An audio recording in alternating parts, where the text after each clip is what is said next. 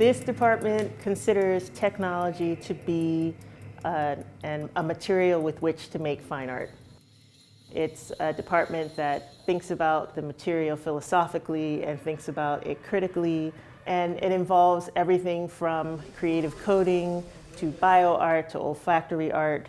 Not only do we have a long history going back to 1969, we were the first program in the country to teach this discipline, but we continuously reinvent ourselves. We work bottom up. They get under the hood and they hack, they hybridize, they experiment, they create sometimes their own media materials and their own demos because what they want to demonstrate doesn't exist out there. There is a lot of room here in SCIC to do kind of whatever you want and do whatever you need. I get to do and like jump around to each department, try new things, add new materials to my overall kind of my work. So I've been doing a lot of tests in terms of with material, with neon and also casting neon in resin. Really interested in kind of manipulating and diffracting light in certain ways by encasing neon in certain materials. What we find if you look around at the faculty and the students is that a lot of us have one foot in, for instance, creative coding, but another foot in sculpture. Someone has one foot in game design, yet another foot in sound design. One thing we all have in common, even though we all have different interests, is that we are all equal parts poetry and savvy.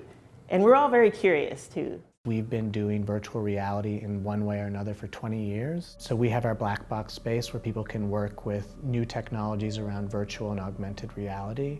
We have all kinds of laboratories and studios and contexts for making work that cover the whole spectrum of old technology to the cutting edge technology. SAIC stood out for me because of its right mix of theory and practical knowledge. It's just not about making, it's also about realizing why you're making things and putting it in words and explaining it and talking about that feeling of why you're making it.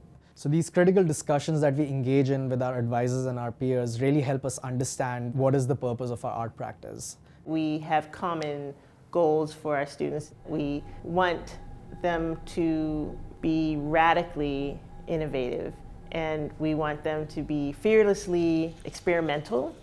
And we want them to constantly ask questions and to constantly seek the answer to those questions through their making.